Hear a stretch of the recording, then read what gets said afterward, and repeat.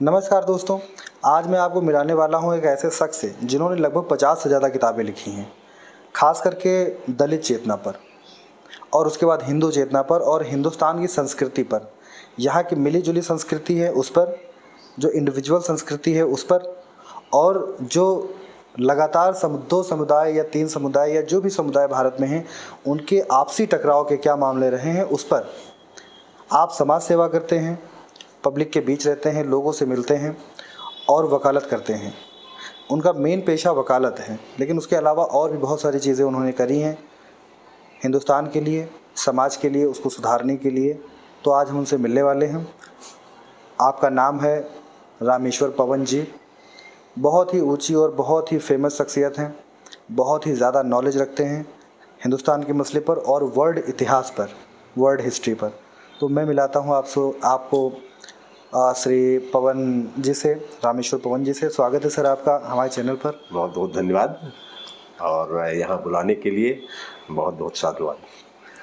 तो दलित चेतना पर आपने लगभग 50 किताबें लिखी हैं, उसमें की मेन किताब कौन सी है और क्यों है? शुरुआत तो मैंने की थी, पहली किताब हमारी थी डॉक्टर अंबेडकर और दशा और दिशा। दशा और दिशा ये किताब थी, लेकिन कविता में थी। कुछ राजनीतिक पुट भी थे, लेकिन मूल रूप से उसमें समाज की बात थी। हाँ। इसके बाद हमने जातियों पर भी लिखा है, जो डिप्रेस्ड क्लास की जातियां हैं उनके इतिहास को लिखने का प्रयास किया और वो क्या करें तो समाज के साथ जुड़ जाएं, इस पे लिखने का प्रयास किया। बुद्ध चूंकि दलित चेतना के एक आधार माने जाते हैं, इस नाते बुद्ध पर मैंने पूरा लिखने का प्रयास किया है। ये करीब 2500 पेज का जाएगा। ये क्या कौन सी किताब है जो 2500 पेज? ये तथागत चरित्र सुधा सागर मूल रूप से है। हाँ, ये छप चुकी है जी। हाँ। तो ये खंडों में है और 5 खंड इसके छपे हैं। उनके अलग अलग नाम हैं, शाल वृक्ष से बोध वृक्ष तक, बोधि वृक्ष से वेणुवन तक, कपिल वस्तु, जेतवन और परिवर्तन। इतना छपा है। अभी कम से कम 7-8 खंड और छपेंगे। जिन महानायकों ने दलित चेतना पे काम किया है या जिनके संपर्क में रहा हूं मैं, सबसे पहले हमारे संपर्क में जो थे महामना राम स्वरूप वर्मा, अर्जक संघ जिन्होंने बनाया और आज भी वो अर्जक संघ चल रहा है। वहाँ से हमारी सामाजिक सोच में ज़्यादा परिवर्तन आया। उन पे लिखने का प्रयास किया है मैंने। और कुछ राजनीतिक व्यक्तित्वों पर भी मैंने अपनी कलम चलाई है, जिनको मैंने समझा कि समाज के लिए काम कर रहे हैं। इसके अलावा सरदार पटेल को लेकर मैंने कई किताबें लिखी हैं। कुछ सामाजिक, जैसे फूलन देवी का नाम लोग एक वर्ग बड़ा घृणा से के साथ लेता है नाम, लेकिन मैं उस महिला को बड़ा स्वाभिमानी महिला मानता हूँ। उन पे हमने लिखा है। तो तमाम सारी किताबें हैं। आपने एक प्रश्न भी किया था शुरू में कि कहाँ से शुरुआत हुई। हाँ, शुरुआत कहाँ से हुई है? तो जिस समय मैं कक्षा 5 का विद्यार्थी था तो उस समय विद्यालय बहुत कम थे। हमारे गांव में विद्यालय था और आसपास के करीब 1 दर्जन गांवों में विद्यालय नहीं था। दूसरे गांव से लोग पढ़ने आते थे। हमारे कक्षा में 2 शेड्यूल कास्ट के छात्र थे। तीरथ राम, आज भी मुझे नाम याद है अच्छी तरीके से, जो घर के तो बहुत संपन्न नहीं थे, लेकिन न उनके पिता थे न बाबा थे, तो खाना खाने दोपहर में जाते थे। हमारे बीच आज जीवित नहीं है जिन्होंने हमें शिक्षा दी। बहुत एहतराम करता हूँ उनका। आदरणीय स्मृत शेष मोहम्मद नजीर साहब बहुत अच्छा पढ़ाते थे, बड़ा ख्याल रखते थे बच्चों का। तो उस समय बोर्ड की परीक्षा होती थी, कक्षा 5 की भी। अच्छा, स्कूल में नहीं होता था। किस सन की बात है ये करीब 64-65 की बात है। तब भी बोर्ड के? हाँ, तब बोर्ड होता था और ये 8-10 विद्यालयों का होता था इकट्ठा एग्जाम। तो उस दिन देर से जब आए तीरथ राम जी खाना खा के, तो मौलवी साहब ने इनको जबरदस्त इनसे पिटाई कर दी। मैं अपने घर पे गया शाम को, तो माँ से कहा कि माँ इस तरीके से हमारे दोस्त को मारा, क्योंकि पढ़ने में तीरथ राम अच्छे थे। इस कारण तो नहीं कि जाति की वजह से या फिर? नहीं, जाति उनका दुर्भावना नहीं थी। हाँ। पढ़ाई के नाते। अच्छा, पढ़ाई के नाते। हाँ। तो जब मैंने कहा कि वो देर को खाना खा के लौटे और खाना खाने जाना पड़ता है, 1.5 किलोमीटर पर उनका घर है, तो अम्मा ने कहा कि बुला लाया को खाना यही खा लिया कर दोपहर हाँ, सही बात है। का। अगले दिन जब मैं लेके गया तो मेरे लिए थाली में खाना निकाला गया, और चूंकि वो शेड्यूल कास्ट के थे उनके लिए पत्तल में निकाला गया। मैंने वहीं से विद्रोह किया घर में, और 2 दिन तक मैं स्वयं दोपहर में पत्तल में खाना खाने उनके साथ बैठा। और इसके बाद एल्युमिनियम की 2 थाली मंगाई गई, 2 गिलास मंगाए गए। तो मैंने वहाँ से महसूस किया कि मेरी एक जीत हुई है, और वहीं से सोचना मैंने शुरू किया। उस समय मैं धार्मिक दायरे में सोचता था। आर्य समाज से थोड़ा सा जब संपर्क में आया तो मैं प्रभावित था कि ये ऊंच नीच की बात नहीं करते हैं, लेकिन ज़्यादा समझ नहीं थी धर्म ग्रंथों के बारे में। इसके बाद में जब मैंने ग्रेजुएशन किया, लखनऊ पढ़ने के लिए गया, तो उस समय एक रामस्वरूप वर्मा, वो पहले समाजवादी विचारधारा के थे, डॉक्टर लोहिया के संपर्क में थे, लेकिन वो इस बिंदु पर अलग हो गए कि लोहिया जब कहते थे कि संभव समता होनी चाहिए, लेकिन संभव स्तर पर, क्योंकि लीडरान उनके सबसे ज़्यादा ऊंची जाति के लोग थे। वर्मा जी ने इस पे कहा संभव नहीं, समता नहीं, आवश्यक समता होनी चाहिए। कोई भी ऊंची जाति का आदमी जो ये फायदा उठा रहा है वो जानबूझकर एक शेड्यूल कास्ट को या नीचे जिनको आप पिछड़ा कहते हैं उनको अधिकार देगा नहीं। इस नाते आवश्यक समता होनी चाहिए। सही बात है। तो उनके संपर्क में आया, और जब उनके संपर्क में आया तो हमें डॉक्टर अंबेडकर के बारे में, सरदार पटेल के बारे में, ज्योतिबा फूले के बारे में वहाँ से जानना शुरू हुआ। और बाद में जब एक आंदोलन चला, ये बसपा नहीं बनी थी, सामाजिक आंदोलन था, तो वहाँ से मैंने ज्योतिबा फूले और शाहू जी महाराज, बहुत सारे लोगों के बारे में जाना। तो हमारे विचार बदलते चले गए, और मैं पूरी तरीके से दलित चेतना की ओर उन लोग घूम गए आप। ये हमारी शुरुआत थी। ये तो दलित चेतना की जब बात होती है तो वो एक हिस्सा है जी, एक रिलीजियस हिस्सा है, पार्ट है। बिल्कुल। तो वो जब लोग ये बात कहते हैं कि हम दलित चेतना पर बात करते हैं तो उसका मतलब है कि कुछ कमी है, तभी आप उस चेतना की बात करते हैं। बिल्कुल। तो क्या कमी है आपको, ऐसा आपकी जो जर्नी है आपकी, उसमें ऐसा क्या लगा आपको? दलित चेतना की बात इसलिए क्योंकि समाज के एक बड़े वर्ग को जब आप पशुवत जीवन जीने के लिए विवश कर देते हैं, और वो भी धर्म के नाम पर, उनको अधिकार नहीं रहता है, तो उन स्थिति में उन्हें चेतना मर जाती है। आप एक वर्ग को पढ़ने के अधिकार से वंचित कर दें, अच्छा खाना खाने से वंचित कर दें, अच्छा कपड़ा पहनने से वंचित कर दें, अच्छे मकान में रहने से वंचित कर दें, और उनका काम धाम केवल इतना हो कि वो दूसरों की सेवा करेगा, तो ऐसा व्यक्ति, उसकी चेतना मर जाती है, वो गुलाम हो जाता है, और उन स्थितियों में वो पशुओं से बदतर हो जाता है। तो जब देश आज़ाद हुआ तो उस चेतना की ओर लोगों का ध्यान गया। सबसे पहले इसमें मैं समझता हूँ कि आज़ाद भारत में डॉक्टर अंबेडकर से ज़्यादा आज़ादी पहले या आज़ादी के बाद किसी एक व्यक्ति ने नहीं किया। गांधी जी का भी है, लेकिन दोनों में बड़ा अंतर है, बेसिक अंतर है। क्या अंतर है? गांधी जी और डॉक्टर अंबेडकर में ये अंतर है, गांधी जी ऊंची जाति के जो लोग हैं उनकी कृपा पर अधिकार देना चाहते थे दलित समाज को, और डॉक्टर अंबेडकर कहते थे नहीं, हम आदमी है तो आदमी होने के नाते हमारा ये अधिकार है। नहीं, लेकिन जिस पार्टी से वो हमेशा जुड़े रहे जी, वो पार्टी हमेशा लोकतंत्र की बात उसने किया, उसने सबको बराबर करने की कोशिश करी, और उसने बराबर किया भी। बहुत सारी चीज़ें जब आज़ाद हुए देश, हाँ, उससे पहले जो चीज़ें थी भारत में वो ख़त्म हो गई, और नए तरीके से भारत आगे बढ़ा। जैसे कि नेहरू ने एक किताब लिखा था, नेहरू जी ने, डिस्कवरी ऑफ इंडिया, जी, भारत की खोज, तो उसमें इन सारी चीज़ों का लगभग जिक्र किया गया कि कैसे होना चाहिए, नहीं होना चाहिए। तो भारत जब आज़ाद नहीं था, उससे पहले भारत कैसा था, संस्कृति कैसी थी, और भारत आज़ाद हुआ उसके बाद उसमें कितना बदलाव आया, तो इस बारे में आपका क्या मामला, ओपिनियन है? देखिए, दो चीज़ें हैं मंसूर साहब, एक सिद्धांत और एक व्यवहार। हाँ। सिद्धांत चाहे जितना अच्छा हो, आप बहुत अच्छा बोल लेते हो, तालियां तो बज जाएंगी मंच पे बोलेंगे तब, लेकिन अगर अपने आचरण से उसे नहीं जीते हैं तो देर सवेर वो समाज में मैसेज जाएगा। हाँ, जाएगा। कांग्रेस ने सिद्धांततः जो भी स्वीकार किया हो, लेकिन व्यावहारिक रूप से उसने इसको नहीं जिया और समान अधिकार नहीं दिया। ऐसा क्यों लगता है आपको? व्यावहारिक रूप से दिखाई पड़ता है, जैसे कि डॉक्टर अम्बेडकर के साथ बहुत अच्छा व्यवहार नहीं रहा। और अगर हम उसमें जाए पीछे तो डॉक्टर मुस्लिमे की एक किताब है, उस आधार पे तो मैं भी जितना गांधी को समझ रहा था कि इन्होंने डॉक्टर अम्बेडकर के साथ अच्छा नहीं किया, उतना ही सरदार पटेल को मैं समझ रहा था। लेकिन इसके बाद जब मैंने मधुलिमय की किताब पढ़ी तो हमारे समझ में आया कि नहीं, वास्तव में सरदार पटेल थे जो संविधान सभा में डॉक्टर अम्बेडकर को लेके गए।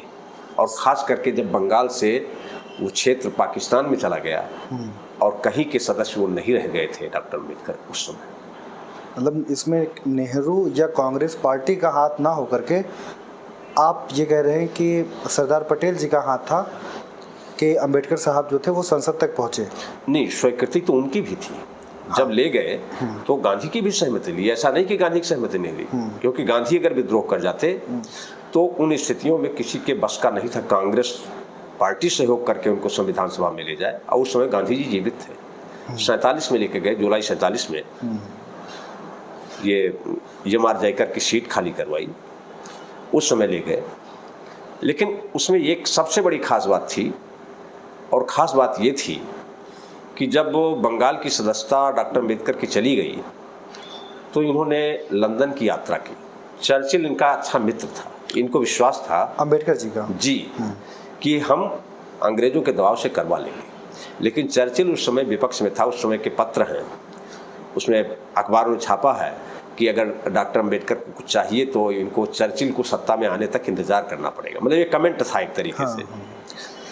और उस समय चूंकि सरदार पटेल भी शूद्र समाज में पैदा हुए थे, शूद्र समाज में, और उस पीड़ा को उन्होंने समझा। निजलिंगप्पा ने एक जगह लिखा है, कांग्रेस के बड़े नेता थे दक्षिण भारत के, उन्होंने लिखा है कि सरदार पटेल ने एक बार कहा कि पहले जो यहाँ विधान चलता था, मनु का विधान, वो एक ब्राह्मण ने लिखा था। मैं चाहता हूँ कि भारत के संविधान को एक शूद्र लिखे।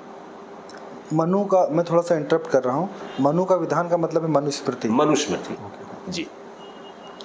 तो उन स्थितियों में सरदार पटेल के साथ चूंकि उनका संगठन बहुत मजबूत था, कांग्रेस संगठन उनके साथ था।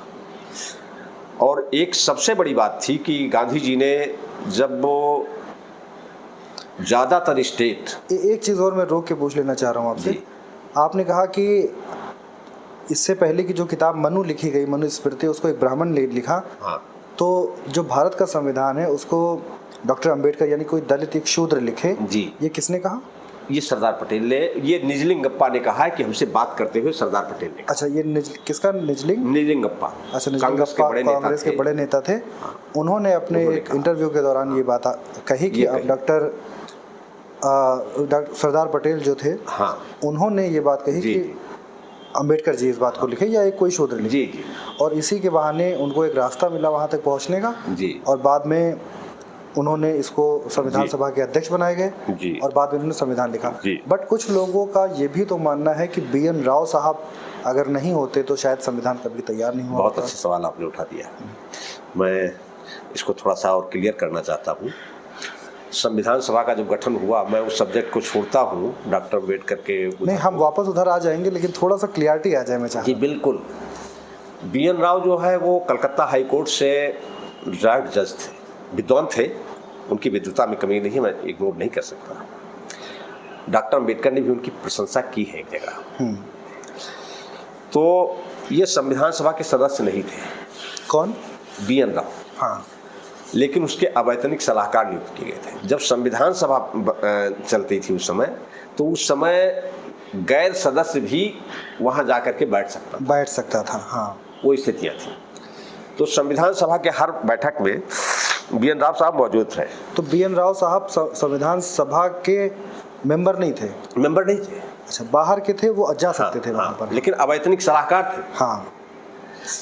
तो ये BN राव जी 2 सितंबर 1946 को अंतरिम सरकार बनी और 6 दिसंबर को संविधान सभा की पहली बैठक हुई। डॉक्टर सच्चिदानंद सिन्हा अस्थायी रूप से उसके अध्यक्ष बनाए गए और 2 दिन बाद डॉक्टर राजेंद्र प्रसाद जी 11 दिसंबर 1946 को अस्थायी अध्यक्ष बनाए गए संविधान सभा के। और उसी के बाद 13-14 कोई बहुत क्लियर डेट नहीं है, लेकिन दिसंबर में ही BN राव को अवैतनिक सलाहकार बना करके और विदेश भेज दिया गया।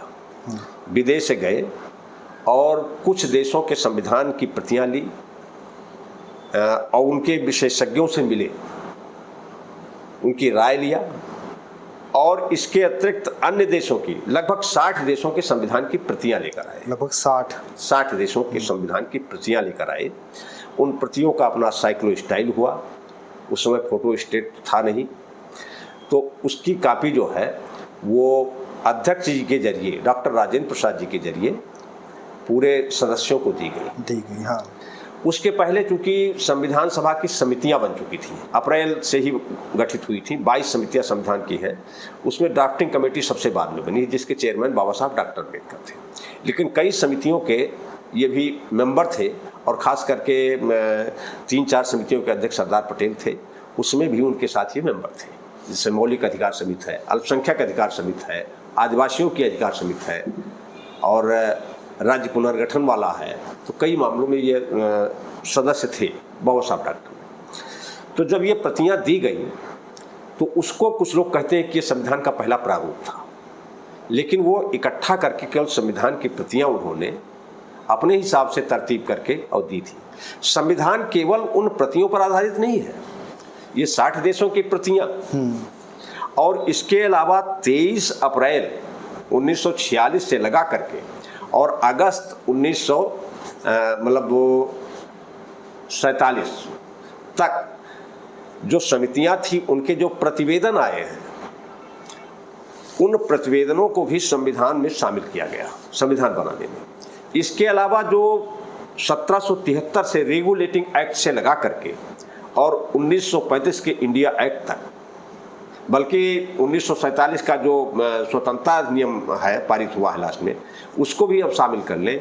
उन सारे अधिनियमों को रखा गया, उनकी भी जो अच्छी बातें थी, जैसे 1935 के इंडिया एक्ट के 250 अनुच्छेद लिए गए संविधान, 1-2 नहीं 250 अनुच्छेद लिए गए संविधान। लेकिन उनको भारतीय परिवेश में, उस समय वो बनते थे इंग्लैंड में, लंदन में, और भारत में लागू होता था। भारतीय परिवेश में उनमें क्या परिवर्तन करना है, ये परिवर्तन करने का काम सब डॉक्टर अंबेडकर ने किया। तो नोट्स, टिप्पणियाँ, प्रतिवेदन और ये अंग्रेजों के बनाए हुए जितने कानून थे वो, और 60 देशों के संविधान की प्रतियां, भारत के परिवेश में उनमें से कौन सी चीज़ ली जा सकती है, कौन सी चीज़ छोड़ी जा सकती है। इसके अलावा हर बिंदु पर संविधान सभा में बहस होती थी, उस पर लोगों के आपत्ति आते थे और उस पर डॉक्टर अम्बेडकर जवाब देते थे। तब सारी चीज़ें जो निकल कर आती थीं उन्हें एक ड्राफ्ट के रूप में तैयार होता था। तो इस तरीके से डॉक्टर अंबेडकर संविधान निर्माता हैं। संविधान की प्रतियां लाने से कोई नहीं हो सकता। ये एग्जाम्पल दे दूँ, घर में आपके सब राशन रखा हो, दाल रखी हो, चावल रखा हो, आटा रखा हो, सारे मसाले रखे हो, गैस हो, कुकर बढ़िया हो, सब कुछ हो, लेकिन अगर अच्छा खाना बनाने वाला रसोईया नहीं होगा घर में तो क्या खाना बढ़िया बनेगा? बिल्कुल नहीं बन सकता। ये अंतर था BN राव में और डॉक्टर अम्बेडकर में। कुछ लोग जो इतिहास को अच्छे से नहीं समझते हैं, और ख़ास करके उस दौरान का इतिहास जब देश आज़ाद हुआ, संविधान बनाया गया जी, स्ट्रक्चर को तैयार किया गया भारत के, उस चीज़ की जो लोग नॉलेज नहीं रखते हैं उन लोगों का कहना है कि सिर्फ अम्बेडकर किताब को नहीं लिख सकते, पूरा एक सदस्य था, पूरी एक टीम थी और उस टीम ने इसको बनाया। मेरा भी उस पर थोड़ा सा आर्गुमेंट ये रहता है कि बिल्कुल टीम ने बनाया, लेकिन चुना किसने जी? जो चुनेगा वही बनाया जाएगा। जैसा कि अभी आपने एग्जाम्पल दिया ये सेफ वाला कि अगर अच्छा सा खाना बनाने वाला नहीं होगा तो खाना नहीं बन सकता है, तो बिल्कुल वो वही वाली बात है कि आप मसाला डाल दीजिए, आप मिर्च डाल दीजिए, तो मिर्च डालने वाला कभी खाना बनाने वाला नहीं होता है। खैर, ये अलग बात हो गई जो एक पर्टिकुलर हिस्सा था। इसी से जुड़ी हुई बात एक और है, सरदार पटेल जी जिनके बारे में भी आपने कहा, इन्होंने बहुत ज़्यादा लेखन नहीं किया, बहुत ज़्यादा लिखा नहीं, किसी समुदाय के प्रति नहीं लिखा या पूरे भारत के प्रति नहीं लिखा। इनकी जो चीज़ें हमें मिलती हैं वो पत्रों के रूप में, या जो अखबारों में चीज़ें छपी उनके रूप में, या जो पब्लिक स्पीकिंग उनकी रही है उस रूप में। लेकिन आज की जो गवर्नमेंट है, खास करके बीजेपी जो है, वो हमेशा ही इसको लेकर के आगे बढ़ाती है डॉक्टर सरदार पटेल जी को, सरदार पटेल जी को। लेकिन थोड़ा सा हम पीछे जाते हैं तो हमें पता चलता है कि सरदार पटेल जी ने ही आरएसएस को बैन किया। इस पर आपका क्या विचार है? ऐसा क्यों है कि उस टाइम जिन्होंने बैन किया, आज उन्हीं को जो भारत की राजनीति है और उसमें जो मुख्य किरदार निभा रहे हैं वही लोग हैं, ऐसा क्यों है? मैं 2 बिंदु रखना चाहता हूँ इस पे कुछ कहने के पहले। सरदार पटेल ऐसे व्यक्ति हैं कि आपको उनके पूरे जीवन में किसी देवी देवता की पूजा करते हुए नहीं पाएंगे, नहीं देखिए, किसी देवी देवता की। खड़हर के समय जब खड़हर था सोमनाथ, वहाँ जाना तो मिलता है, उन्होंने उसके पुनर्निर्माण की बात भी की, लेकिन जब वहीं पर उनके जीवन काल में ही नंदी की प्रतिमा स्थापित हुई और वहाँ के लोगों ने, बहुत सारे लोगों ने चाहा तो कल नहीं, वहाँ मैं नहीं जा सकता। और बाबू राजेंद्र प्रसाद जी गए, लेकिन वो नहीं गए। तो वो कुल मिलाकर के सच तो ये था कि वो घोर राष्ट्रवादी आदमी थे। राष्ट्रवाद की परिभाषा इंडिया में, भारत में बहुत क्लियर नहीं है। हाँ, क्लियर नहीं है। हाँ, मैं थोड़ा सा इस पर भी आपने नहीं, बिल्कुल। तो वो कुल मिलाकर के जो है वो किसी वाद के पक्ष में ज़्यादा नहीं रहते थे। जैसे आपको बता दें, संविधान सभा में वो श्यामा प्रसाद मुखर्जी को भी लेके गए। अच्छा, आप सोचिए, और डॉक्टर अंबेडकर को भी लेके गए। ये कई राइटरों ने लिखा है कि ये उनकी देन है ले जाना, जबकि दोनों विरोधी विचारधारा के हैं। श्यामा प्रसाद मुखर्जी की विचारधारा, वो भी मंत्री रहे नेहरू मंत्रिमंडल में, और डॉक्टर अंबेडकर भी रहे। दोनों में जमीन आसमान का अंतर है। तो सरदार पटेल जहां आरएसएस को बुरा मानते थे, वहीं मुस्लिम लीग से भी बहुत चिढ़ते थे। डॉक्टर अंबेडकर क्यों? सरदार पटेल, सरदार पटेल। डॉक्टर अंबेडकर भी समर्थक नहीं थे लीग के। उन्होंने पाकिस्तान की परिकल्पना जो है उसमें इस चीज को क्लियर किया है, बहुत सारी चीजें। लेकिन सरदार पटेल, और आरोप जो उन पे लगता है वो यही कारण है। और एक शब्द अगर मैं कह दूं तो शायद लोगों को अच्छा लगे न लगे, लेकिन मैं कह देना उचित समझता हूं। देश के विभाजन में ऊंची जात के हिंदुओं का सबसे ज्यादा योगदान है, तो ऊंची जात के मुसलमानों का भी उतना ही योगदान है। कैसे? इन लोगों को, जैसे जिन्ना को पड़ा था कि हम बने, वही चीज इनकी भी थी। एक बड़ा विषय है, इस पे फिर कभी किया जाएगा। थोड़ा सा आप खोल दीजिए, थोड़ी सी बात कर दीजिए। तो चूंकि नेतृत्व इन्हीं लोगों के हाथ में था। हाँ, बिल्कुल था। और ऐसा समझते थे कि जैसे जब इस देश में मुसलमान रहेगा, जहाँ जब आपने कहा कि अपर कास्ट मुस्लिम या अपर कास्ट हिंदू, तो जो जिन्ना है, जिन्ना की हम जब 2 पीढ़ी पीछे जाते हैं, मैंने विकिपीडिया पे पढ़ा, विकिपीडिया सही है या गलत है मुझे नहीं पता, 2 पीढ़ी जब पीछे जाते हैं तो हमें पता चलता है कि वो हिंदू रिलीजन से बिलोंग करते थे। हाँ? बाद में उनका कन्वर्जन हुआ, वो मुस्लिम हुए। जो जिन्ना है वो एक्चुअल में जो हिंदू नस्ल है, जो हिंदू बिरादरी है, उससे निकले हुए हैं, और बाद में वो मुसलमान बने। उन्होंने मुस्लिम लीग का गठन किया। वो तो सारे लोग हैं। हाँ, तो इस देश में सारे लोग हैं। हाँ। लेकिन उन्होंने गठन किया, फिर ये बात कही जाए कि वो अपर कास्ट मुसलमान थे, तो ये बात बहुत ज़्यादा सही नहीं लगती है। और मैं खास करके जिन्ना को इसलिए भी नहीं सपोर्ट करता हूँ क्योंकि मुझे ऐसा लगता है कि शायद वो उनकी 2 पीढ़ी पहले ही इस चीज़ को प्लान कर लिया गया हो कि हम कन्वर्जन करेंगे और डिवाइडेशन होगा। शायद ऐसा रहा हो। ये जरूर नहीं कि कोई व्यक्ति मुसलमान बना हो तो वो एक्चुअल में मुसलमान बना हो। आजकल शादियों के लोग मुसलमान बन जाते हैं। जी, हाँ। तो इसका बहुत महत्व नहीं है इस बात का कि वो मुसलमान थे या वो रियल मुसलमान थे। नहीं, वो वैचारिक रूप से भी नहीं थे। बहुत सारी चीजें वैचारिक रूप से बिल्कुल नहीं थे। यही मैं कहना चाहता हूँ। वो इस्लाम को फॉलो नहीं करते थे विचारधारा। हाँ। तो अब ये कैसे विभाजन हुआ 2 लोगों की वजह से, थोड़ा सा जो बता रहे थे आप उस चीज़ को। एक्चुअली जो अपर कास्ट है, खास करके भारत में, जिसको हिंदू कहते हैं, उसकी तरफ पहले मैं आता हूँ। उसमें था कि अगर मुस्लिम रहेगा, भारी संख्या होगी, और ये जो नीचे का तबका है जिसको हम वर्ण व्यवस्था में शूद्र कहते हैं, हाँ, ओबीसी उतना न जुड़ पावे, लेकिन दलित समाज आसानी से उधर जुड़ जाएगा। कन्वर्जन भी सबसे ज़्यादा उन्हीं का हुआ है। ऐसी स्थिति में जब संविधान ऐसा बन रहा है तो शायद ये सत्ता मेरे साथ नहीं रहे, इस नाते उस विभाजन के लिए ज़्यादा पक्षधर वो लोग थे।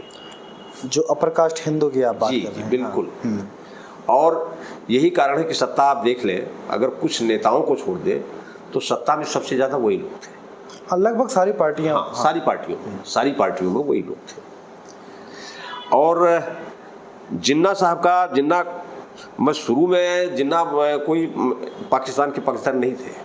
आप देखेंगे पूरा इतिहास तो उसमें पाएंगे जिन्ना ने जब पहली बार उनके सामने पाकिस्तान की बात रखी गई, और वो भी लंदन में जब राउंड टेबल कॉन्फ्रेंस था, तो उन्होंने कहा था ये असंभव चीज़ है और इसे मैं स्वीकार नहीं करता। लेकिन वो भी फॉरवर्ड क्लास के हिंदुओं से ही थोड़ा वो हुए, प्रेरित थे। पहली बार जब 1937 का चुनाव हुआ तो उस समय लीग और कांग्रेस ने कुछ प्रांतों में मिल करके चुनाव लड़ा था। उसी में से अपना संयुक्त प्रांत था जो बाद में उत्तर प्रदेश कहलाया, इसका बड़ा हिस्सा संयुक्त प्रांत में मिलकर लड़े थे। तो सबसे पहले उस समय मुख्यमंत्री को प्रधानमंत्री कहा जाता था। मुख्यमंत्री को प्रधानमंत्री कहा जाता था। बाद में ये यूनियन ऑफ स्टेट बना। हाँ, तो उस समय ये अपने जो आचार्य नरेंद्र देव जी थे, आचार्य नरेंद्र देव जी को यहाँ का प्रधानमंत्री बनाने की बात आई थी।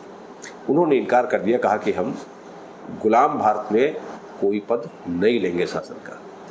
और उसके बाद गोविंद बल्लभ पंत बनाए गए, जो बाद में उत्तर प्रदेश के भी पहले मुख्यमंत्री बने, उनको बनाया गया था।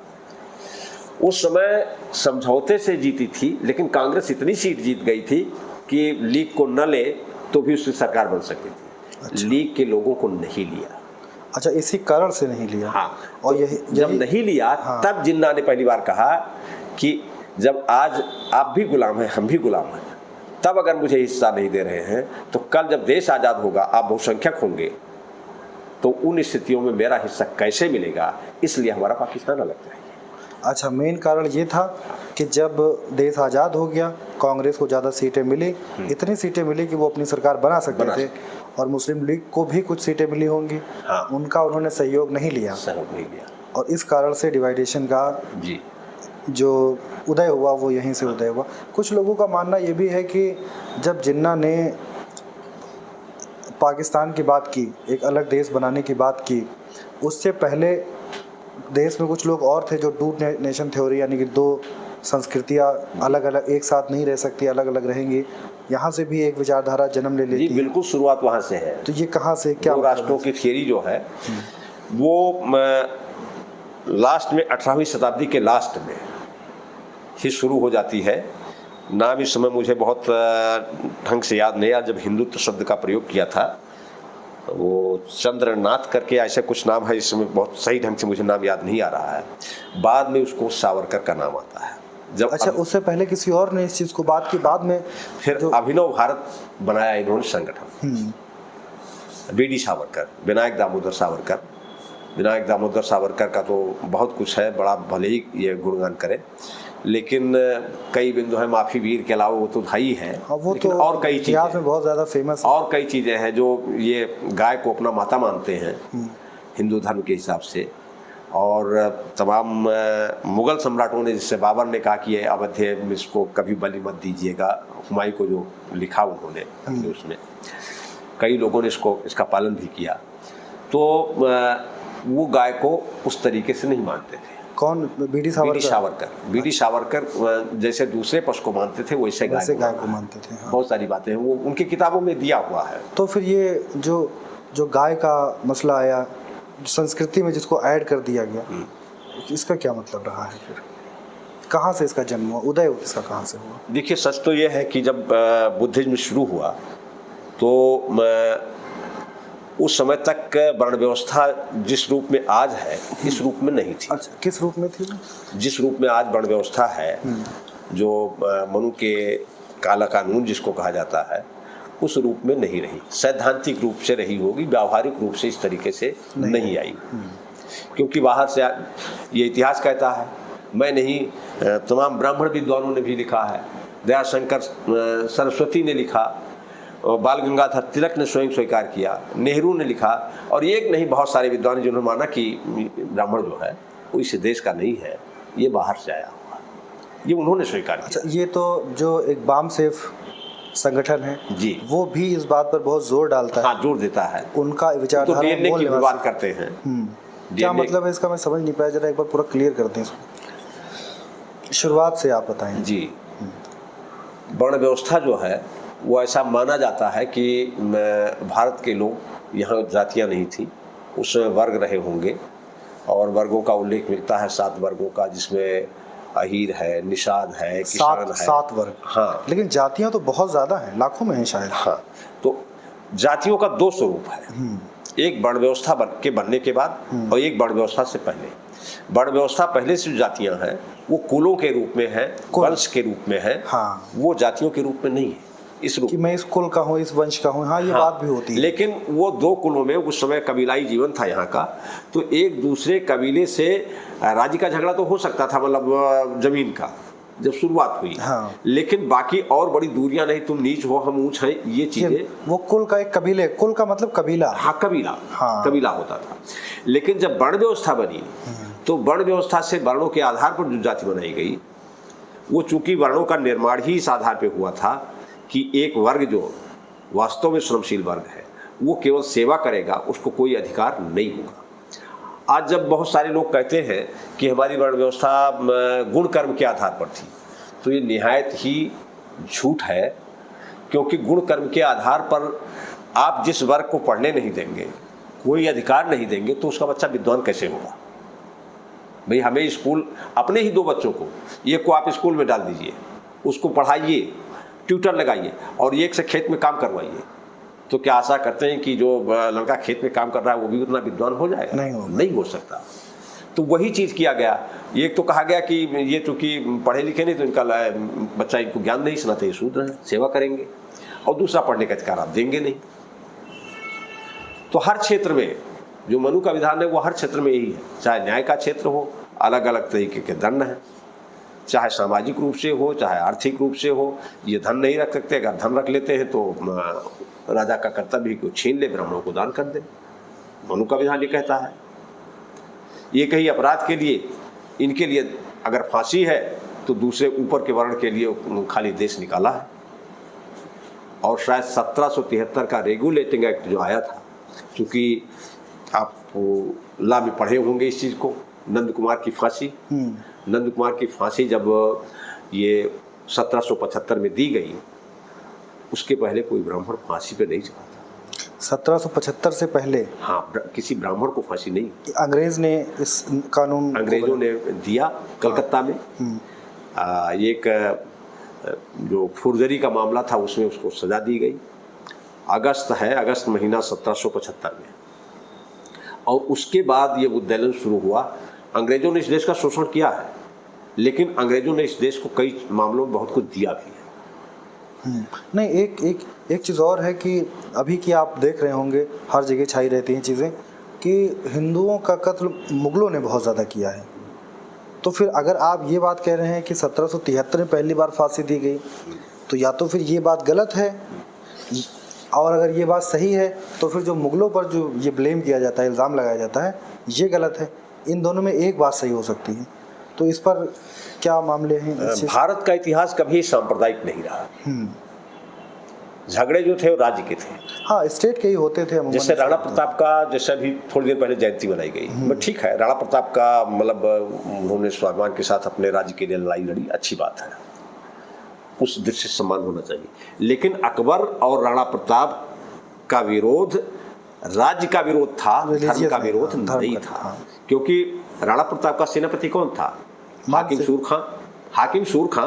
अच्छा, मान सिंह किसके थे? जी, हल्दी घाटी में लड़ रहा था हाकिम सूर खां।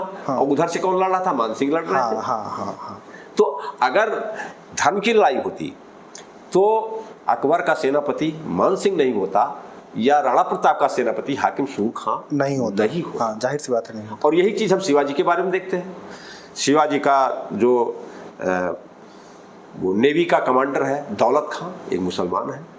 उनका निजी सचिव काजी मुल्ला हैदर, वो एक मुसलमान है। गोपनीय दस्तावेज जो रखता है, इतना विश्वास, और एक नहीं दर्जनों 35% मतलब मुस्लिम था शिवाजी की फौज में, 35%, एक दो नहीं।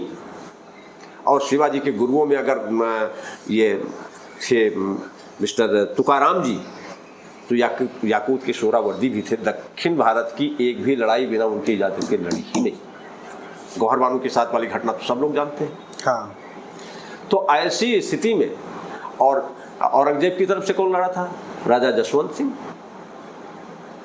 तो हिंदू मुसलमान की लड़ाई कहाँ थी? नहीं, तो अभी जो आजकल जो बात हो रही है समाज में, आपने देखा होगा, क्योंकि आप इतिहास को अच्छे से समझते हैं, इस वजह से ये क्वेश्चन है कि अगर 1773 में अगर पहली बार फांसी हुई एक अपर कास्ट हिंदू को, तो जो ब्लेम मुग़लों पर लगाया जाता है, मुग़लों की आड़ में जो मुसलमानों को टारगेट किया जाता है, तो इन दो में से एक चीज़ ही सही हो सकती है। जी, तो क्या मैं एक घटना का जिक्र कर दूं। हाँ। घटना हालांकि टीपू सुल्तान के टाइम की है, टीपू सुल्तान से और बात की है। एक किताब चलती थी हाई स्कूल में, हरप्रसाद शास्त्री, डॉक्टर हरप्रसाद शास्त्री कलकत्ता यूनिवर्सिटी में प्रोफेसर थे, उनकी लिखी हुई थी, चलती थी हाई स्कूल में, उसमें एक पार्ट। और उस समय वो किताब चलती थी बंगाल, आज का बिहार, असम और ये संयुक्त प्रांत का हिस्सा, ये सब मिला करके उड़ीसा, इतने में वो चलती थी। वही शुरुआत देश आज़ाद होने के टाइम की बात है, वो चल रही थी किताब। उसमें वो पार्ट था कि टीपू सुल्तान ने ब्राह्मणों का 3-4 हज़ार ब्राह्मणों का कत्ल इसलिए करवा दिया क्योंकि वो कहता था धर्मांतरण के लिए, वो धर्मांतरण के लिए तैयार नहीं। टीपू सुल्तान जो थे वो ब्राह्मणों का धर्म बदलवाना चाहते थे। 3000 से ज़्यादा ब्राह्मणों का हाँ। इसलिए कत्ल करवा दिया कि वो धर्मांतरण नहीं करना चाहे, वो धर्मांतरण के लिए दबाव डाल रहे थे। ये उस किताब में दिया हुआ। नहीं, ब्राह्मण समाज जो था वो दबाव बना रहा था या टीपू सुल्तान दबाव? टीपू सुल्तान दबाव बना रहे थे कि आप इस्लाम स्वीकार करें। हाँ, ठीक है। उस पर उन्होंने उनका कत्ल करवा दिया। ये उस किताब में पढ़ाया जाता था। तो वो चीज़ जो बच्चा पढ़ रहा था उसके जहन में तो बड़ी दूसरी चीज़ आ रही थी। आपने एक नाम सुना होगा, BN पांडे। हाँ, बहुत अच्छे लेखक रहे हैं, कांग्रेस के बड़े नेता रहे, राज्यपाल रहे कई प्रदेशों के। उन्होंने एक पत्र लिखा उनको, तेज बहादुर सप्रू, ये सब लोग एक साथ बैठने वाले थे। हरप्रसाद शास्त्री को पत्र लिखा कि ये आपने कहाँ से लिया है। 3 पत्रों का जवाब न आने के बाद चौथी बार में, चौथे रिमाइंडर में उनका जवाब आया कि ये मैसूर गजेटियर से हमने लिया है। तो उन्होंने जब मैसूर गजेटियर खोजना शुरू किया कि वहाँ कलकत्ता यूनिवर्सिटी में है कि नहीं है, नहीं मिल पाया। फिर उन्होंने मिर्ज़ा इस्माइल को लिखा जो मैसूर स्टेट से संबंधित थे, राज्य तो ख़त्म हो गया था। तो मिर्ज़ा इस्माइल ने कहा वो पत्र जो है वो कलकत्ता यूनिवर्सिटी के जो वाइस चांसलर थे उस समय, BN Seal, doctor BN Seal, Brajendra Nath Seal, उनको भेज दिया। और ब्रजेंद्र नाथ सील ने, जिन्होंने मैसूर गजेटियर का संपादन किया था, प्रोफेसर तांतिया, उनको भेज दिया। प्रोफेसर तांतिया ने जवाब भेजा BN पांडे को कि ऐसा कोई उल्लेख मैसूर गजेटियर में नहीं है। नहीं, यानी ये पूरी साजिश थी। हाँ, और उसके बाद वो पाठ निकाला गया। पाठ तो निकाल दिया गया, लेकिन जितने बच्चों के मन में, लाखों बच्चे जो निकले होंगे कई साल तक, उन्होंने जो पढ़ा होगा, उनकी जहन में क्या गया होगा? हाँ, सवाल इसका है।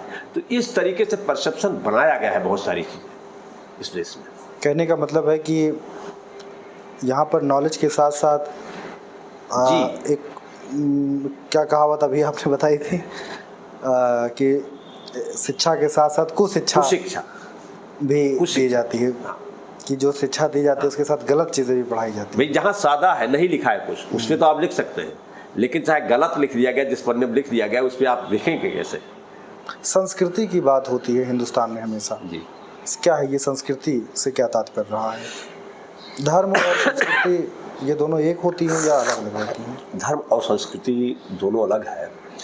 धर्म जो है वो जीवन जीने की एक पद्धति है। धर्म जीवन जीने की पद्धति है, और वो अगर समता नहीं तो धर्म नहीं हो सकता। धर्म का सबसे बड़ा गुण है कि समता होनी चाहिए। और एग्जाम्पल अगर हम ले, अभी ये पानी हम अपने कपड़े पे डाल लें तो हम भीगेंगे, हमारा कपड़ा भीगेगा। हाँ। आप पे डाल देंगे तो आप भी भीगेंगे। हाँ, हम भी भीगेंगे। अमेरिका का आदमी जाएगा, उसके कपड़े पे डाल देंगे तो वो भी भीगेगा, क्योंकि इसका धर्म है भिगा देना, भिगोना।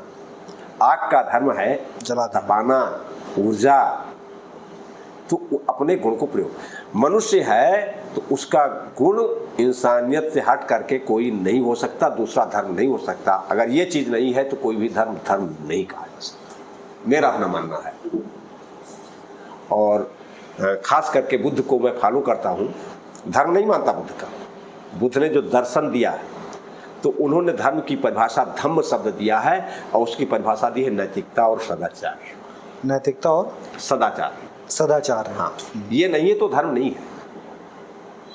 सद्धर्म की परिभाषा जो उनसे पूछा गया तो बुद्ध कहा कि सद्धर्म क्या है, तो उन्होंने कहा कि पहली बात तो प्रज्ञा होनी चाहिए। प्रज्ञा माने विवेक, ज्ञान जिसको भी कहते हैं, लेकिन उसके साथ समता होनी चाहिए। समता शब्द प्रयोग किया उन्होंने। भाई यहाँ तो ऐसा बना दिया गया कि ये वर्ग पढ़ नहीं सकता, राजा पढ़ेगा तो वो भी केवल अपना राज चलाने के लिए पढ़ेगा, बनिया पढ़ेगा केवल व्यापार चलाने के लिए पढ़ेगा, बाकी सारा ठेका तो उनका है। तो धर्म के सिद्धांत से सबसे पहले हट गया। फिर बुद्ध ने उसमें और बताया कि शील होना चाहिए। शील वही है सदाचरण ही, सदाचरण को शील कहा गया है। और उसके लिए कहा गया कि आगे और अगर सद्धर्म है, धर्म सद्धर्म है, सद्धर्म जिसको कहते हैं, तो उसके लिए करुणा होनी चाहिए। करुणा का भाव होना, करुणा का भाव भी धर्म के लिए जरूरी है। और यदि प्राणी मात्र के प्रति आपका वो है तो मैत्री भाव होना चाहिए। मैत्री भाव, मैत्री भाव अगर वो नहीं है तो फिर धर्म नहीं है। तो ये और हाँ। संस्कृति का जहाँ तक सवाल है, संस्कृति जो परंपरा बन जाती है, हाँ, वो संस्कृति है, मान्यता। और जिसको हम हिंदू धर्म कहते हैं उसने मान्यता बनाई, उसकी रचना ही। हिंदू शब्द कहीं आपको नहीं मिलेगा किसी ग्रंथ में। अक्सर ये विवाद उठता है, वेदों में, ब्राह्मण ग्रंथों में, स्मृतियों में, उपनिषदों में, पुराणों में, रामायण में, महाभारत में, यहाँ तक कि रामचरितमानस में और गीता में कहीं भी हिंदू शब्द नहीं मिलेगा। और ये हिंदू धर्म है, कहा जाता है हिंदू धर्म। तो ये इस तरीके से बनाया गया। और मैंने तो बचपन में देखा है भाई, आज स्थितियाँ बनी, आज बड़े जोर से लोग नारा लगाते हैं फला, वो हम तो नहीं लगाते, इस नाते हम दोहराना नहीं चाहते। लेकिन वही जब अभिवादन में गांव में होता था, अगर किसी पुरोहित से आप कह दें तो मारपीट पे उतारू हो जाता। वो तो पालागी सुनना चाहता था। क्या सुनना चाहता था? वही जो लोग कहते हैं, आज बड़े जोर से बोलते हैं, जय से बोलते हैं। तो उस समय जब देहात में अभिवादन होता था, सामान्य अभिवादन होता था, हाँ। आदमी जाता था, हाथ मिलाता था, कहता, तब वो अभिवादन था। आज उसको एक इस तरीके से भय पैदा करने वाला बना दिया गया। आज उसमें वो चीज़ नहीं दिखाई देती, वो सम्मान नहीं दिखाई देता। कहने के लिए भले ही आस्था कहते हैं, आस्था वो नहीं है। हाँ, उसमें भाव नहीं है। भाव नहीं है। और भाव नहीं तो फिर धर्म कहाँ से आएगा? जिसमें भय उत्पन्न करने की, धर्म भय उत्पन्न करता है क्या? तो ये वैश्विक अंतर है। तो जो संस्कृति है, जिसको हम हिंदू संस्कृति कहते हैं, क्योंकि वर्णों में बटी हुई है, इस नाते वो भेदभाव की संस्कृति है, ऊंच नीच की संस्कृति है, छोटे बड़े की संस्कृति है, शोषण और शोषित की संस्कृति है। वो मानवीय संस्कृति नहीं हो सकती जब तक इनके बीच समता न हो। एक चीज़ और है, ये कहा जाता है कि ये सनातन है। सनातन का मतलब बहुत पुराना धर्म है। हाँ। तो जो संस्कृत, जिस भाषा में इनकी किताबों को लिखा गया, हाँ, वो संस्कृत है। उसकी लिपि मेरे हिसाब से देवनागरी है, जैसा कि आपने बताया भी जी। और ये भी आपने बताया कि देवनागरी 8वीं शताब्दी जी में आई। हाँ। तो अगर 8वीं शताब्दी में आई, यानी कि ईसा के लगभग 800 साल के बाद, इस्लाम के लगभग 300 साल के बाद अगर ये किताब आई, यानी कि हमें लगता है एक मुस्लिम लड़का जो पहली बार आया था लड़ने के इरादे से, जंग के इरादे से, मोहम्मद बिन कासिम 712 में आया। उसके बाद जी, तो जब मोहम्मद बिन कासिम आया 712 में, और अगर 8वीं शताब्दी में ये लिपि बनी, तो उससे पहले कोई और लैंग्वेज होगी? हाँ, बिल्कुल नहीं, कोई और लिपि होगी। हाँ, पाली थी मुख्य रूप से भाषा यहाँ तो जो संस्कृत की जो किताबें हैं, जो वेद हैं, ये या जो हिंदू धर्म के जो ग्रंथ हैं जी। वो किस भाषा में लिखे हुए थे? वो लिखे कहाँ गए थे? वो तो लिखे गए देवनागरी, दूसरी भाषा बता दे कि किसमें लिखा गया। अच्छा। दूसरी लिपि बता दे। तो आप ये कहना चाह रहे हैं कि 8वीं शताब्दी के बाद ये सारी किताबों को लिखा गया? बिल्कुल। मोहम्मद बिन कासिम जो 17 साल का लड़का था, 1712 ईस्वी में भारत आया, पहली बार सिंध के किनारे उसने फाइट की, उस लड़के के आने के बाद इन ग्रंथों का निर्माण किया गया। बिल्कुल। तो भारत में जब इसके बाद इसका निर्माण हुआ इन किताबों का, तो उससे पहले कोई और किताब रही होंगी?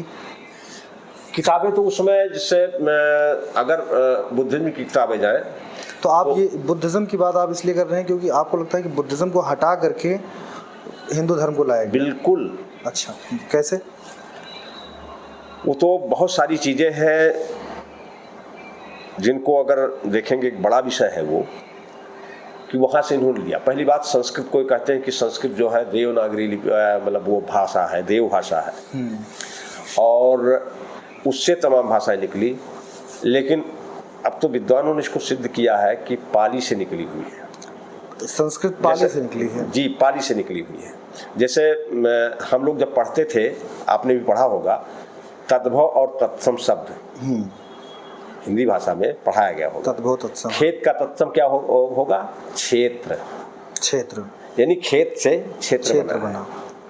पाली जो है वो तद्भव है, यानी वो खेत है। हाँ। और क्षेत्र जो है ये संस्कृत है। संस्कृत में उसको संस्कृत किया हुआ भाषा, यानी जो पाली भाषा को ट्रांसलेट किया गया, बहुत सारी चीजें उसकी ली गई। जैसे कि कुछ बता दीजिए आपने। जैसे मैं एक उदाहरण दे दूं, रामचरितमानस, ओ नहीं, वाल्मीकि रामायण का। वाल्मीकि रामायण का अयोध्या कांड में एक श्लोक आता है, श्लोक पूरा याद नहीं है, अभी गूगल पे डालेंगे तो मिल जाएगा वो। श्लोक नंबर शायद सर्ग 109 है, श्लोक 33, लेकिन शुरुआत उसका जो शब्द है, यथा ही चौराह स तथा ही बुद्धस तथागतम यत्र नास्ति विद्धि, ये शब्द है।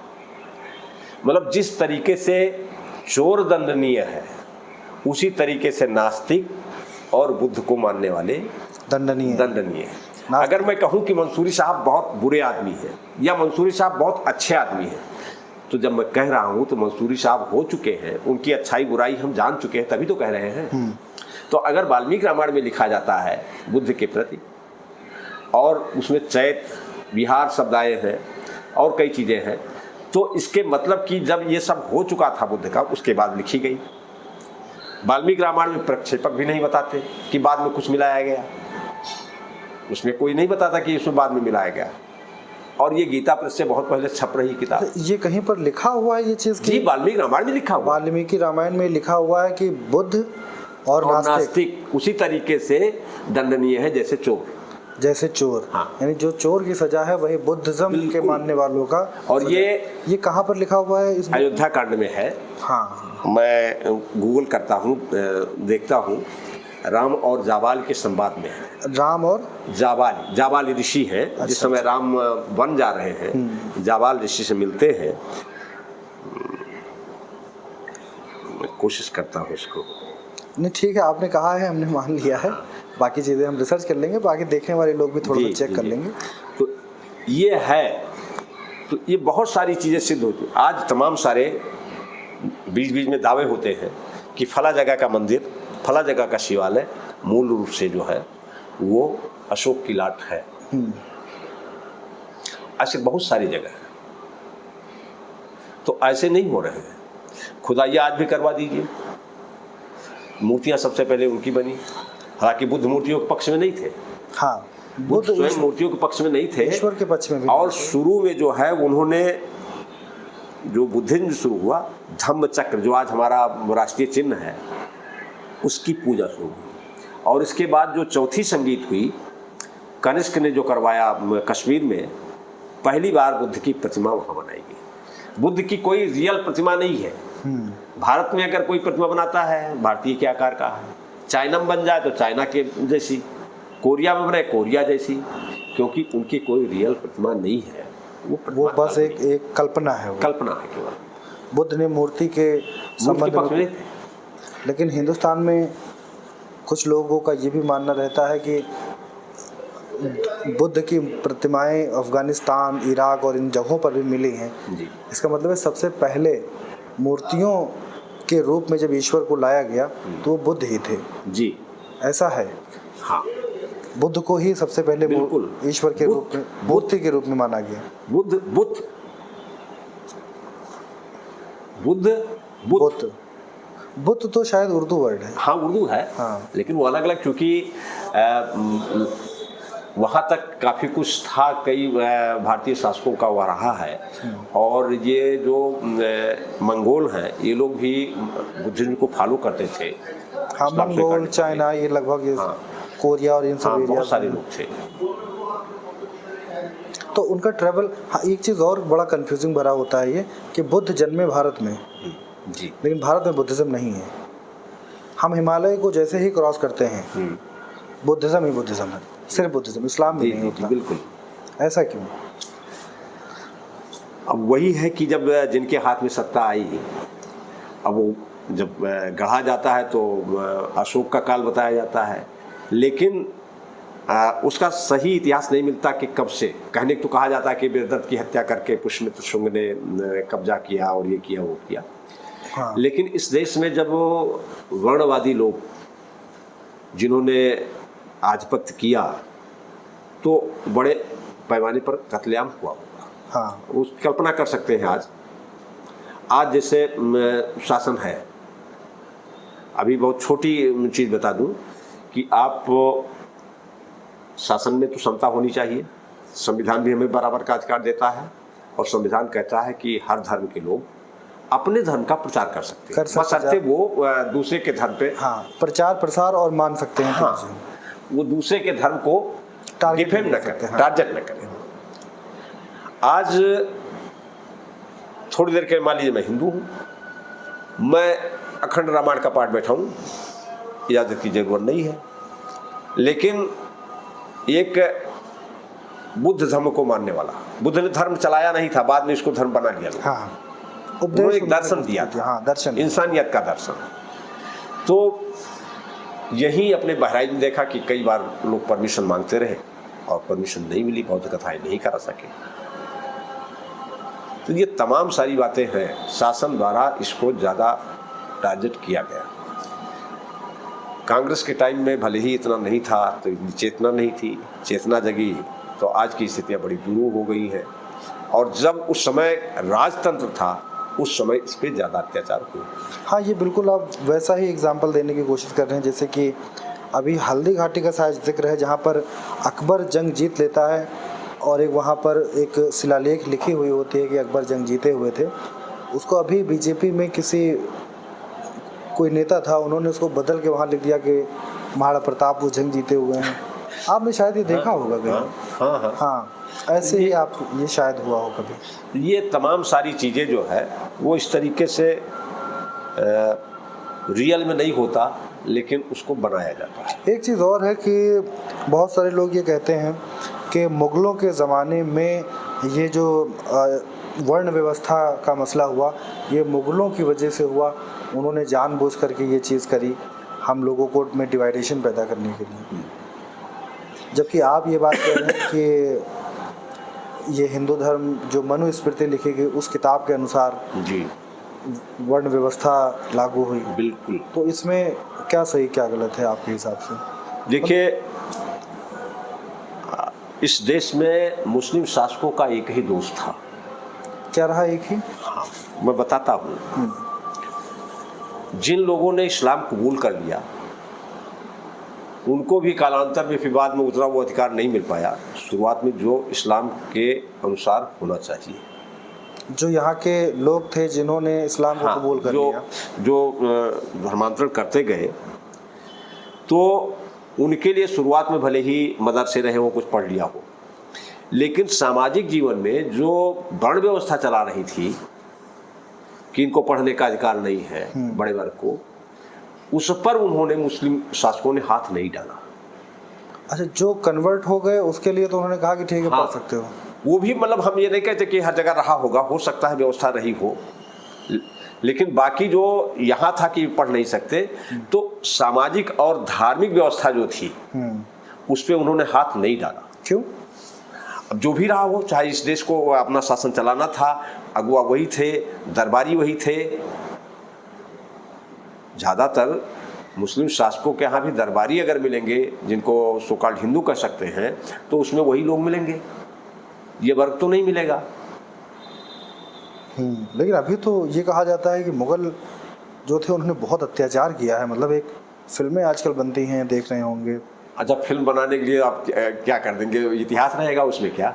नहीं, वो आपकी बात सही है, लेकिन समाज को तो यही बताने की कोशिश की जा रही है। समाज में तो परसेप्शन फैलाया जा रहा है। और मैंने एक बात कही कि भारत का इतिहास कभी सांप्रदायिक नहीं रहा, उसको सांप्रदायिक बनाया गया है अभी के टाइम के हिसाब से। बिल्कुल। संस्कृति में आपने वर्ण व्यवस्था की बात कई बार आपने करी जी। अगर वर्ण व्यवस्था की चीज़ें इस तरह से थी तो संविधान में इसको एसटी, एससी और ओबीसी और जनरल कैटेगरी में क्यों डिवाइड कर दिया गया? देखिए, जो वर्ग ज़्यादा पिछाड़ा गया था, ज़्यादा सताया गया था, उसको अधिकार देने के लिए डॉक्टर अम्बेडकर ने इसको उसने वर्गों के हिसाब, वर्ण को वर्ग में बदल दिया। वर्ण को वर्ग में बदला। यही तो मुझे लगता है मिस्टेक है। आप रियलिटी से आपने हटा दिया। वो इस बारे में आप, वो एक शख्स जो होता है वो समझ ही नहीं पाता है कि मैं किस वर्ण व्यवस्था का हूँ, क्योंकि जब कॉन्स्टिट्यूशन लागू हुआ वर्ग में चीज़ें बदल गई तो उनके अंदर और भी चीज़ों में बदलाव आया, वो कंफ्यूज हो गए। अब उन्हें लगता है हम हिंदू हैं सारे के सारे। तो वर्ग जो चीज़ पहले से चल रही थी, हमको उसी में इस चेतना को जगाना था। नहीं, वो अगर होता तो बहुत सारी चीज़ें, फिर वर्ण अगर होता तो वर्ण को अघोषित रूप से तो आज भी वर्ण है, नहीं है, लेकिन परसेप्शन को बदल दिया गया, चीज़ों को अपनी जगह से हटा करके दूसरी जगह रखा गया, सिर्फ स्थान को बदल दिया गया, जगह को बदल दिया गया। जो शूद्र थे उसको वर्ण से हटा करके वर्ग में कर दिया। अब जब लोग वर्ग में आए तो वो कंफ्यूज हो गए। जैसे दलित समुदाय अपने एक नेता से जुड़ नहीं पाता है, इसका कारण यही है कि बहुत सारे समुदाय, जैसा कि अभी आपने बताया कि जो श्रीवास्तवा हैं या फिर जो वर्मा हैं, जाटव हैं, ये लोग, इन्हें लगता है ये बनिया समाज से हैं, बट आपने भी बताया कि ये शूद्र समाज से हैं। तो इसका कारण तो यही रहा है ना। तो ऐसा नहीं लगता कि वो तो ग्रंथों में भी गुमराह किया गया। जैसे कृषि को व्यापार बता दिया गया, वैश्य समुदाय का हिस्सा बताया, गीता में आप देखेंगे या कई जगह, तो वो तो गुमराह करने का वहाँ भी प्रयास किया गया। अच्छा, उस तरीके से ग्रंथों में भी मिलेगा। लेकिन जो व्यवहार होता था वो उस तरीके से, ऊंच नीच का जो व्यवहार था उससे स्पष्ट होता था कि ये किस वर्ण के लोग हैं। व्यवहार से, यानी कई बार लिखा कुछ और गया और किया कुछ और गया। बिल्कुल। आज भी आप देहात में चले जाए, मैं एक उदाहरण दे दूं, आज बहुत कुछ बदल गया है, इसके बावजूद सामने चौधरी साहब हैं, सामने यादव जी हैं, मौर्य जी हैं, और पीठ पीछे वही सब दोहराया जाता है। सही बात है। एक चीज़ और, आपने इसके किताबों की हमने शुरुआत में बात की थी, तो जो आपकी प्रमुख 10 किताबें हैं जी, उसमें किस बारे में बात की गई है? जो बुद्ध के बारे में लिखा, उसमें तो बुद्ध की विचारधारा को, उनके इतिहास को मैंने जानने का प्रयास किया है कि उनकी सोच क्या थी। और एक मेरी महत्वपूर्ण किताब डॉक्टर अम्बेडकर के हितैषी धर्मनिरपेक्ष सरदार पटेल, मैंने इसे 3 चैप्टर में दिया हुआ है। सरदार पटेल पे एक आरोप लगता रहा है कि उन्होंने कहा था कि मैं डॉक्टर अम्बेडकर को संविधान सभा में घुसने नहीं दूंगा, मैंने खिड़की और दरवाजे सब बंद कर दिए। डॉक्टर अम्बेडकर ने? हाँ, डॉक्टर अम्बेडकर के लिए, और उनको चुनाव हरवा दिया था। ये सरदार पटेल कहते हैं? ये लगाया जाता है। अच्छा, आरोप लगाया जाता है। मैं बिल्कुल उलट कहता हूँ। हर वक्त ये आप कहीं अगर इस पर चर्चा आएगी तो लोग, शेड्यूल कास्ट के तमाम सारे लोग बोलते मिल जाते हैं कि डॉक्टर अम्बेडकर को सरदार पटेल ने चुनाव हरवाया। कारण क्या था? 37 में और 46 में दोनों समय जब चुनाव हुए, एक 37 में हुआ 1935 का इंडिया एक्ट आने के बाद में दलीय आधार पर, और एक 46 में हुआ। दोनों बार कांग्रेस की ओर से चुनाव समिति के जो थी उसकी अभियान समिति, उसके अध्यक्ष सरदार पटेल दोनों बार थे। और पूरे देश में कुछ प्रांतों को छोड़ करके कांग्रेस जीती भी। मैं कहता हूं डॉक्टर अंबेडकर आज़ादी के पहले जो भी चुनाव लड़े जीते, एक भी चुनाव हारे ही नहीं। आज़ादी से पहले, आज़ादी के पहले उन्होंने 3 चुनाव लड़े और तीनों चुनाव जीते। 1937 में जब उन्होंने चुनाव लड़ा तो उनका संगठन था स्वतंत्र मजदूर दल। स्वतंत्र मजदूर दल। उससे वो स्वयं भी जीते, उनके और प्रत्याशी जीते, केवल बॉम्बे प्रदेश में। उसमें बॉम्बे प्रदेश नाम था, ये गुजरात और महाराष्ट्र मिला करके बॉम्बे प्रदेश कहलाता था।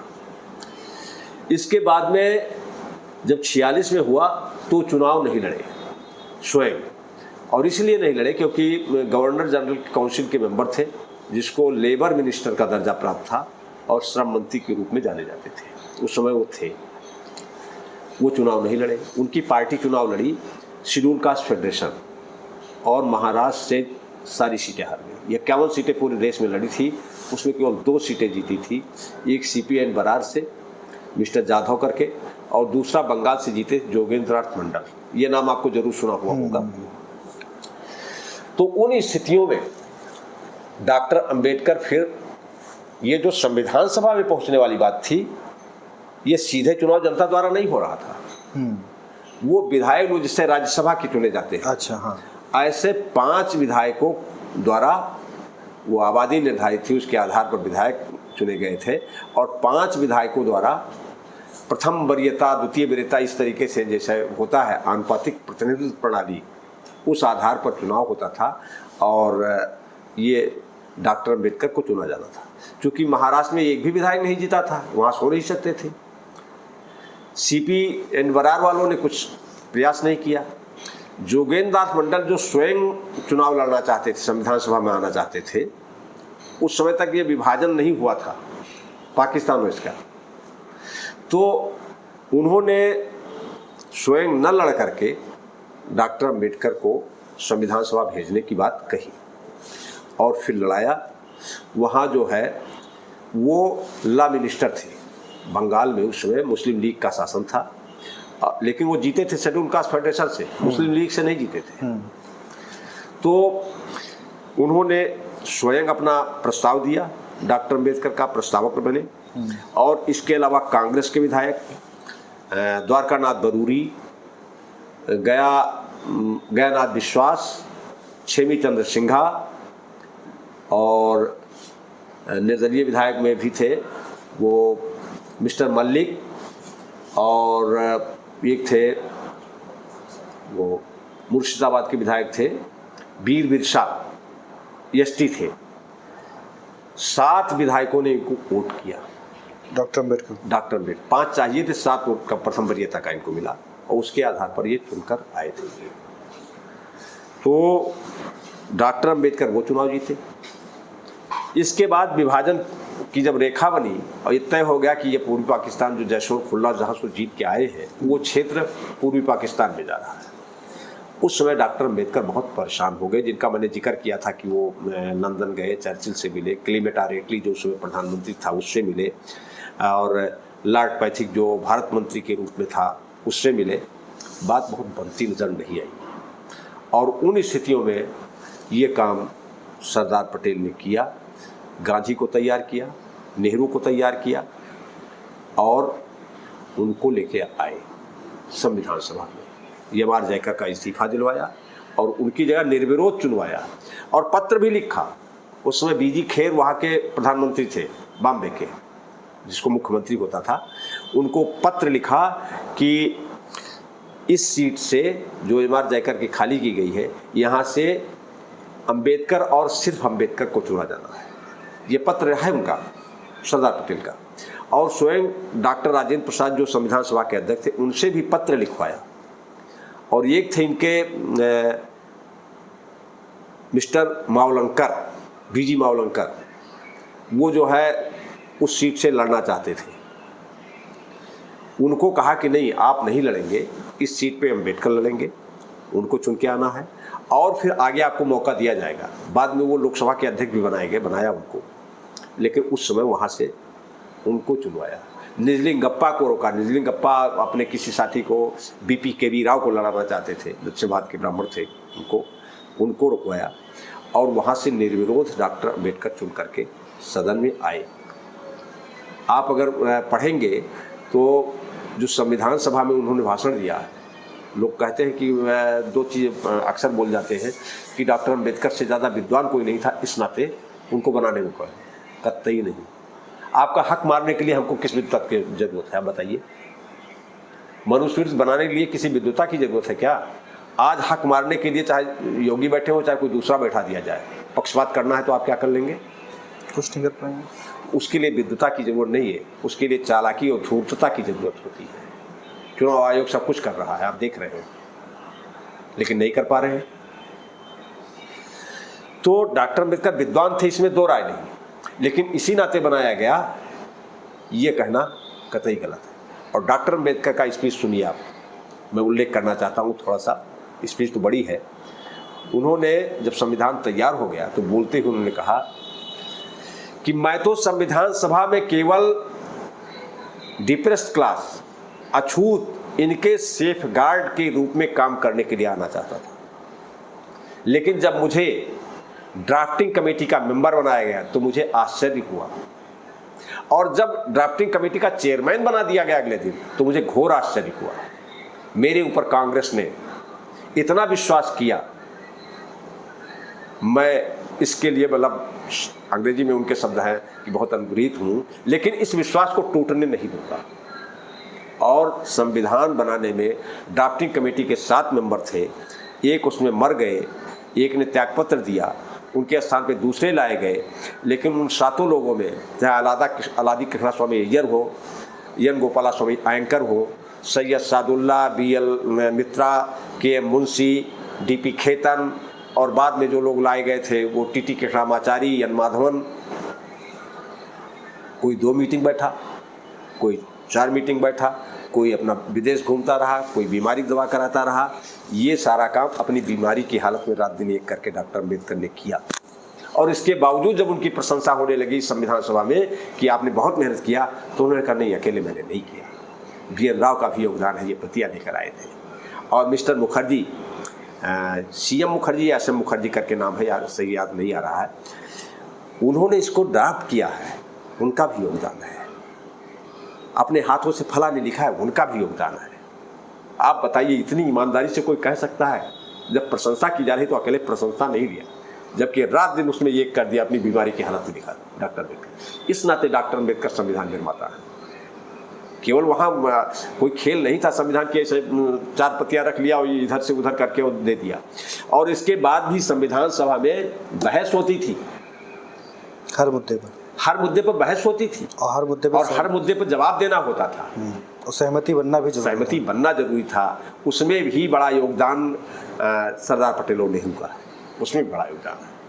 अन्यथा बहुमत से पास होता था, अगर बहुमत न होता तो तमाम सारी चीज़ें 7,665 नोटिसें आई थी संशोधन की, और जिसमें से 2,473 नोटिसों पे संज्ञान लेकर के उसमें परिवर्तन हुआ है, लिखे के बाद भी, और सब पे जवाब दिया है, तब सर्वसम्मति से बना। और आज ये लोग, थोड़ा बात तो राजनीतिक हो जाएगी, लेकिन कहने में हमें कोई गुरेज नहीं है, जिन लोगों ने डॉक्टर अम्बेडकर की 100 यात्रा निकाली, संविधान को मानने से इनकार किया, कहा कि हमें वो मनुस्मृति चाहिए, राष्ट्रीय ध्वज को नहीं माना, वो लोग आज उनकी मूर्ति लगा रहे हैं, आज उनकी बड़ी पूजा कर रहे हैं। मैंने अभी पिछले 14 अप्रैल को देखा कि तमाम विधायक अपने कुर्ते को लेकर, अपने अंगोछे को लेकर के डॉक्टर अम्बेडकर की प्रतिमा को झाड़ फूंक रहे हैं। सवाल इस बात का नहीं है, मैं जिस आदमी के सानिध्य में रहा हूँ, रामस्वरूप वर्मा एक बात कहा करते थे, मूर्ति पर माला, विचारों पर ताला, इससे बड़ा गड़बड़ झाला कोई और दूसरा नहीं हो सकता। तो सरदार पटेल की प्रतिमा तो ऊंची लगवा सकते हैं ये लोग, लेकिन उनके विचारों को नहीं मानेंगे। विचारों को जिस दिन मानेंगे उस दिन RSS को कंडम करना होगा, और जो उल्टे सीधे बोल रहे हैं उनको जेल में डालना होगा, वो इनके बस की बात नहीं। और यही हाल डॉक्टर अम्बेडकर का है, यही हाल हमारे सारे महापुरुषों का है। ये प्रतिमा बना सकते हैं, फूल चढ़ा सकते हैं, उनके विचारों को फॉलो नहीं कर सकते। और अगर विचारों को फॉलो न किया जाए तो आप चाहे जितना अच्छा बोले, उसका कोई मतलब नहीं है जब तक उसको अपने आचरण से आप नहीं जी पाते। सही कहा। इस नाते आचरण से जीना जरूरी है।